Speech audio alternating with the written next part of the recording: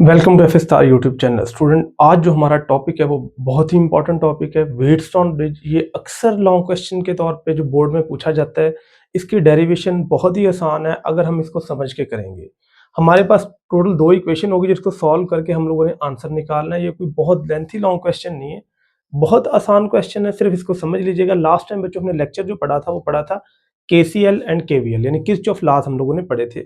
आज हम जो है ना किरचॉफ सेकंड लॉ जो केवीएल है उसी की एप्लीकेशन समझ लिए पढ़ेंगे। हमारे पास टॉपिक है बच्चों व्हीटस्टोन ब्रिज। तो स्टार्ट करते हैं आज का टॉपिक। सबसे पहले बच्चे जो है वो बुक्स निकाल लीजिएगा, आपके पास कोई हैंडबुक या टेक्स्ट बुक है, पॉइंट वहां पे नोट कर लीजिएगा।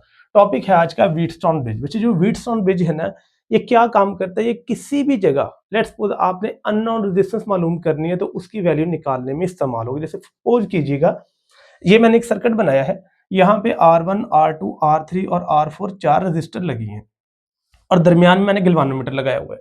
मान लेके सिर्फ समझाने के लिए बच्चे बता रहा हूँ कि लेट्स सपोज R4 की वैल्यू अननोन है। ये हम लोगों ने लास्ट पे कैलकुलेट भी करनी है। अब यहाँ पे हमारे पास टोटल 4 रजिस्टर हैं। ये जो मैं कॉर्नर की बात कर रहा हूँ, दरमियान में है गिलवानोमीटर। ये भी हम देखेंगे कि इसका रोल यहाँ पे क्या है। हमने R4 कैलकुलेट करी तो उसके लिए हमारे पास जो है ना वो व्हीटस्टोन ब्रिज यूज होगा।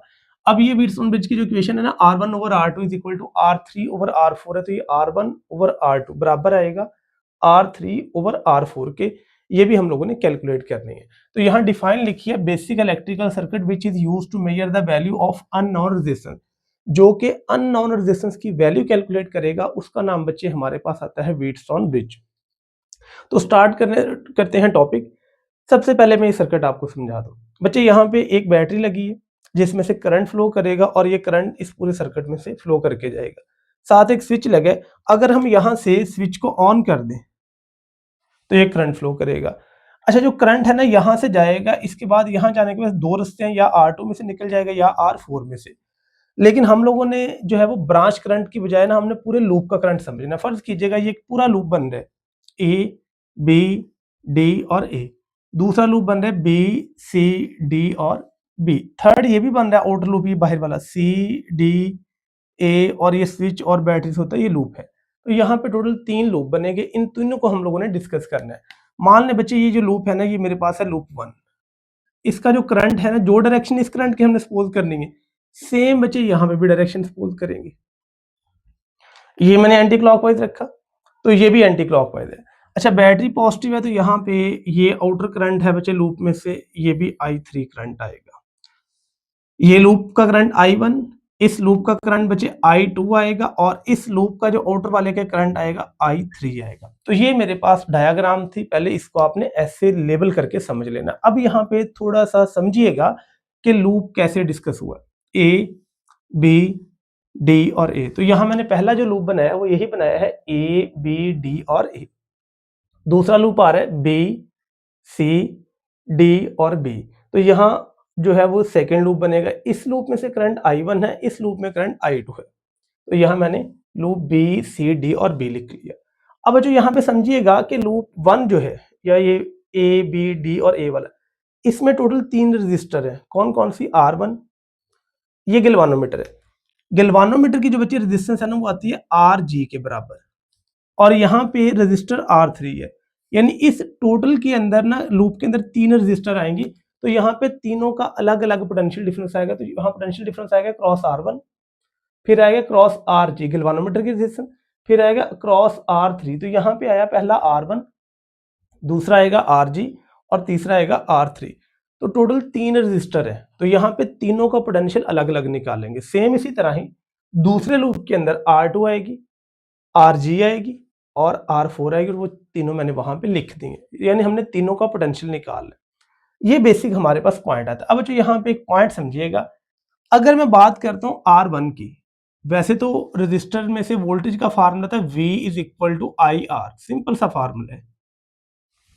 अब V क्या है? वोल्टेज या पोटेंशियल ड्रॉप है जिसके क्रॉस, अब बताएं R1, बच्चे R1 के नीचे करंट I1 है, लेकिन इसके बाहर कोई भी करंट मेंशन, यानी ये एक ही रजिस्टर में से, इस रजिस्टर में से सिर्फ एक करंट गुजरेगा, वो है I1। क्योंकि ये 2 लूप के दरमियान में नहीं है। उसकी रीजन क्या है? इसमें सिर्फ I1 पास होगा, बाहर वाला कोई करंट है ही नहीं। तो इसका जो पोटेंशियल ड्रॉप आएगा ना बच्चे, वो आएगा I1 और R1। क्योंकि रजिस्टर है, यहाँ ड्रॉप होगा तो साइन नेगेटिव का आएगा, तो नेगेटिव I1 और बच्चे R1 आ जाएगा। अब देखिए आरजी है दो रजिस्टर के सॉरी दो लूप के दरमियान में, I1 के दरमियान में भी और I2 करंट के दरमियान में भी। ये है कॉमन रजिस्टर, जो कॉमन होती है ना उसमें से दो करंट है, एक I1 होगा एक I2 होगा।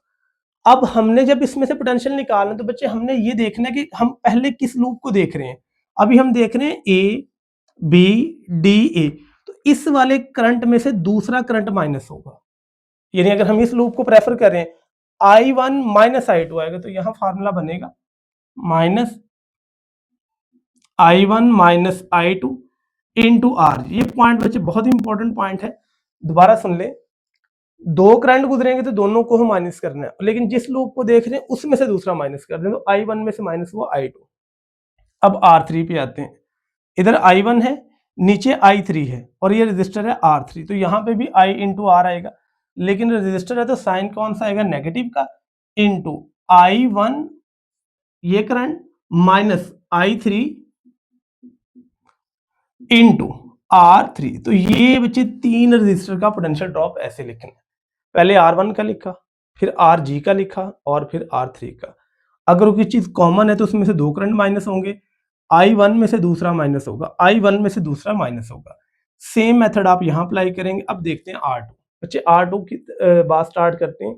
जैसे R1 थी, R2 में से सिर्फ गुजरेगा I2, तो इसका फार्मूला बनेगा माइनस I2 R2 आ जाएगा। लेकिन जब आप बात करेंगे गिलवानोमीटर की, अब बच्चे यहां बात समझनी है, I2 भी गुजरा I1 भी गुजरा, लेकिन अब हम किस लूप को देख रहे हैं, इस लूप को। तो अब I2 में से सारे करंट माइनस करने हैं। अब फार्मूला बनेगा माइनस, ब्रैकेट लगेगी I2 माइनस I1 और RG आ जाएगा। R4 की बात करेंगे, I2 में से माइनस होगा I3, तो यहां पे फार्मूला बनेगा माइनस, ब्रैकेट में आएगा I2 minus I3 into R4। तो ये बच्चे तीन रजिस्टर का हमने पोटेंशियल ड्रॉप निकाला, तीनों के साथ नेगेटिव आया। जिस लूप को देख रहे हैं उसमें से दूसरा करंट माइनस होगा, अगर वो कॉमन है तो। अगर वो कॉमन नहीं है तो सिर्फ डायरेक्ट मल्टीप्लाई होगा आर के साथ। अब हमने बच्चे केवीएल पढ़ा हुआ। केवीएल ये कहता है कि sum of all the voltage changes in a close loop is always equal to zero, और ये टॉपिक मैंने आपको एक्सप्लेन भी किया था लास्ट लेक्चर में, आप जाके मेरा लेक्चर वो वॉच कर सकते हैं कि जब भी आपने कभी भी किसी लूप को देखना तो वहां जितने ड्रॉप हुए सबका सम जीरो कर दे। अब देखिएगा लूप 1 या ए बी डी ए, इसमें तीन ड्रॉप हुए हैं, R1 RG और R3। इन तीनों को अगर आप सम कर लें तो बच्चे आंसर क्या आ जाएगा, जीरो। तो मैं इसको डायरेक्ट लिख सकता हूं कि minus I1 R1 minus I1 minus I2 into RG into minus I1 minus I3 into R3 is equal to zero आ जाएगा। Sum of all the voltage changes in a close loop is always equal to zero. Same बच्चे यहां पे लिखेंगे minus I2 R2 minus I2 minus I1, ये बात बड़ी अहम है, into RG into I2 minus I3 into बच्चे R4 is equal to zero आ जाएगा। ये दो इक्वेशन हमने लिख ली। ये इक्वेशन हमारे पास बच्चे बनेगी 1, यानी इसको आप लोग इक्वेशन नंबर 1 कह दें, और जो दूसरी है बच्चे वो बनेगी इक्वेशन नंबर 2, यानी ये हमारे पास इक्वेशन 2 आ जाएगी। हमने दो लूप को सॉल्व करा और दोनों लूप से बच्चे इक्वेशन को अलग अलग कर लिया।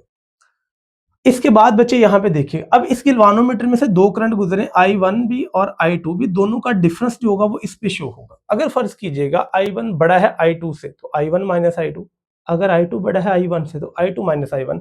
अब अगर यहाँ बच्चे इक्वल हो जाए, देखिए ना एक करंट कहां से कहां जा रहा है, डाउनवर्ड से अपवर्ड I1, और I2 आ रहा है अपवर्ड से डाउनवर्ड। अगर दोनों इक्वल हो जाए तो फिर क्या होगा बच्चे, फिर दोनों ही कैंसिल हो जाएंगे।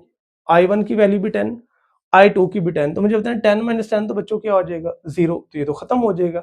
इस कंडीशन में गिलवानोमीटर बैलेंस हो जाता है। और ये कैसे बैलेंस होती है, आप बच्चों R2 R1 और R3 इनकी वैल्यूज को चेंज करते हैं यहां तक कि गिलवानोमीटर के ऊपर डिफ्लेक्शन जीरो हो जाए। इस कंडीशन का नाम बच्चे आता है बैलेंसिंग कंडीशन।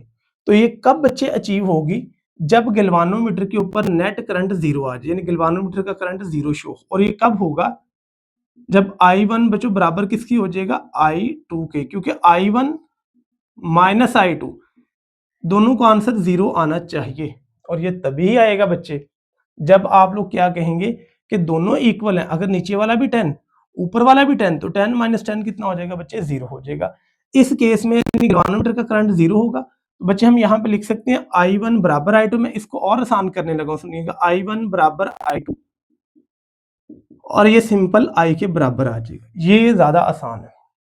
जहां पर I1 है वहां पे भी I पुट कर दें, जहां I2 है वहां पे भी I पुट कर दें, हमारी इक्वेशन सारी ही सॉल्व हो जाएगी और हमारा क्वेश्चन सॉल्व हो जाएगा। अब देखिएगा बच्चे, इक्वेशन नंबर 1 के अंदर मैंने बच्चे वैल्यू पुट करनी है I1 की जगह भी I और I2 की जगह भी I। तो यहां बच्चे क्या बनेगा, minus IR1 minus I into RG into minus बच्चों I minus I3 into R3 is 0। ये देख लें बच्चे, I1 I2 के बराबर हो गया क्योंकि गैल्वेनोमीटर बैलेंस हो चुका है, डिफ्लेक्शन नहीं है, तो I1 बराबर I2, इसको सिंपल I कह दिया। अब बच्चे देखा जाए तो I माइनस I का आंसर क्या हो जाएगा, 0।